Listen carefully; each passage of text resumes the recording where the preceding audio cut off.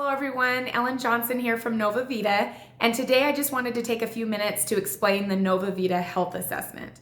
This is a tool that we've put together to help practitioners to really get to know their patients a bit before they even ever walk through the door, which is especially helpful right now with many doctors seeing more and more of their patients via Zoom or other types of video conference applications.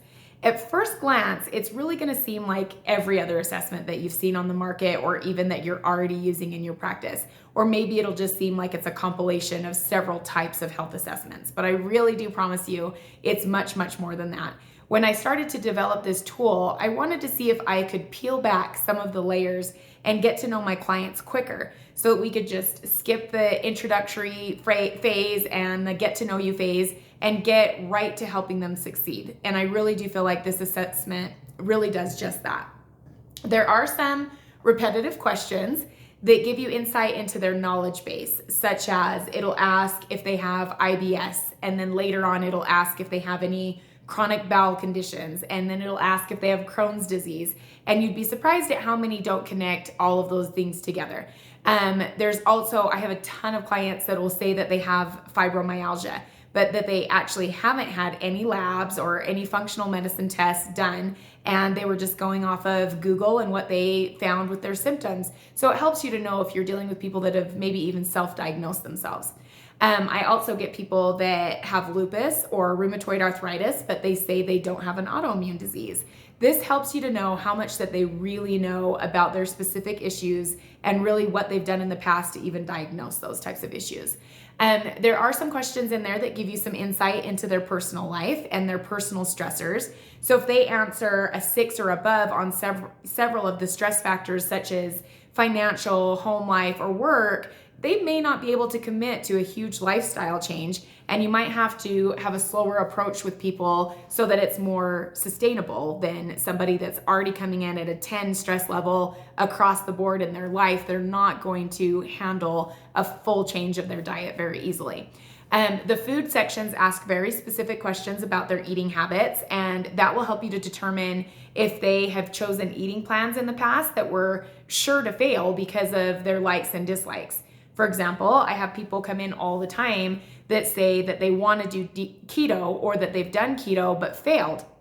But then in the question section, it'll say, if you could eat one food every single day of your life without feeling guilty, they say waffles or bread, or that they have a history of binge eating. So keto would not be the best plan for them.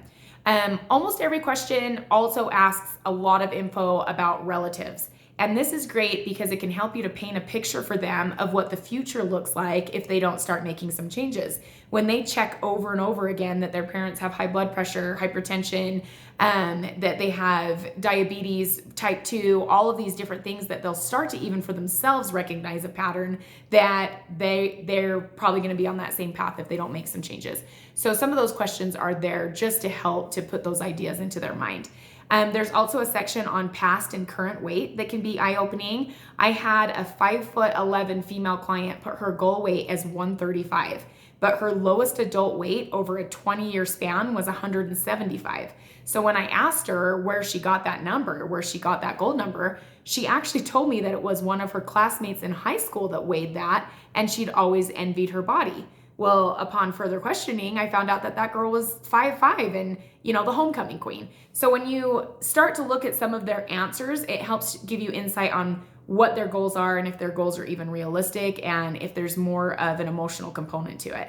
You'll also be given insight on their commitment level just by reading into how completely they fill it out. If you get someone that gives you one-word answers when asked to expand, you'll know that they might be difficult to get them to tell you the whole story up front. So you can be prepared with strategies to start to build trust when you first meet them. There's so much that went into this assessment and the questions that we asked and the order of the questions that we've asked and all of the different components to it, and we're still actually making tweaks to it, but we really feel like before we completely automate this assessment, that we want to show you how we read it and where all of the intuition comes from that'll help you meet your patient for the first time and already feel like you're long lost friends and you know a lot about their history and how you can actually help them. We're excited to hear some feedback on this assessment, as well as have some of you guys do the assessment yourselves so that I can show you what we look for in them. Thanks so much for listening. Have a great day.